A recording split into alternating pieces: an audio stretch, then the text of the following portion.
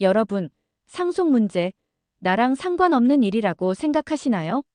하지만 사실, 우리나라에서 매년 1만 건 이상 상속 분쟁이 발생하고 상속세는 많게는 절반, 50%까지 나갑니다.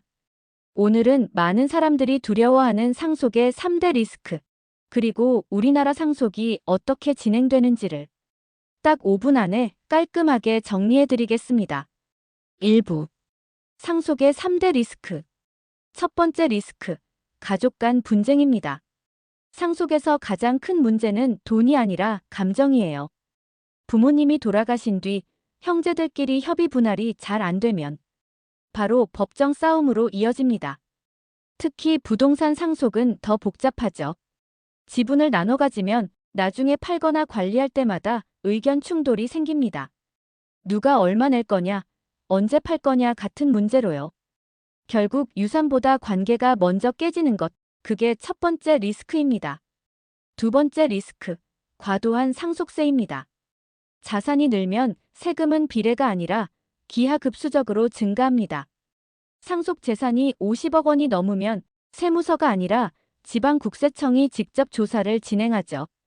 즉, 상속 규모가 커질수록 세금은 더 복잡하고 더 무거워집니다. 결국 상속세는 내고 나면 후회하는 세금이라고 불릴 정도예요. 세 번째 리스크, 현금 부족 문제입니다. 세금은 원칙적으로 현금 납부입니다. 그런데 상속받은 재산이 대부분 부동산이나 비상장 주식이라면 세금 낼 현금이 부족한 상황이 자주 생깁니다. 그럼 어떻게 될까요? 급하게 부동산을 팔거나 대출을 받아야 합니다. 결과적으로 또 다른 자산 손실이 생기죠. 이렇게 분쟁, 세금, 현금 부족, 세 가지 리스크는 서로 연결되어 있습니다. 그래서 사전 계획과 전문가 상담이 필수입니다. 2부. 한국의 상속 구조. 우리나라는 유언 상속주의를 원칙으로 합니다. 즉, 유언이 있으면 유언대로, 없으면 법에 따라 상속이 진행됩니다. 첫 번째, 유언 상속입니다. 피상속인이 이 재산은 누구에게 물려주겠다라고 유언을 남기면 그 뜻이 가장 우선이에요. 하지만 특정 상속인에게 너무 많이 주면 다른 가족의 권리가 침해될 수 있죠. 그래서 생긴 제도가 바로 유류분 제도입니다. 배우자와 자녀는 법정 상속분의 절반, 부모님은 3분의 1을 최소한으로 보장받습니다.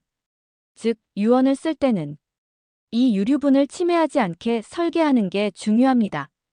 두 번째, 협의 상속입니다.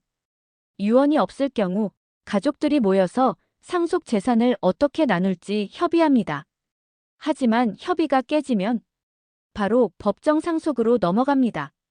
세 번째, 법정 상속입니다. 법에서 정한 순서와 지분에 따라 상속이 진행됩니다. 1순위는 배우자와 자녀, 2순위는 배우자와 부모님, 3순위는 형제자매, 4순위는 사촌 이내 반계혈족입니다. 배우자는 항상 50%를 더 받습니다. 이건 자산 형성 과정에서 배우자의 기여를 인정하기 때문이죠. 또한 기여분 제도도 있습니다. 예를 들어 한 자녀가 오랫동안 부모를 돌봤다면 그 공로만큼 상속분을 더 받을 수 있습니다. 정리하자면 우리나라의 상속은 이렇게 진행됩니다.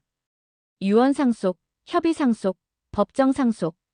이 세 단계 중 어디까지 준비했느냐에 따라 가족의 미래가 달라집니다. 3부. 상속세의 역사와 현실.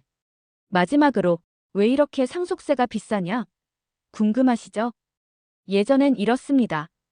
1996년 이전엔 5억 5천만 원 초과 시 세율 40%, 1997년부터 1999년까진 최고 45%, 2000년부터 지금까지는 최고 50%, 즉 30억 원을 넘으면 절반이 세금입니다. 그래서 가장 큰 상속자는 국가다라는 말이 나온 거예요. 세율은 20년 넘게 바뀌지 않았지만 집값이 너무 올라서 이제는 일반 가정도 상속세를 피하기 어렵습니다. 결국 상속세는 부자 세금이 아니라 모두의 현실이 된 거죠. 상속은 준비하지 않으면 문제가 되고 준비하면 기회가 됩니다.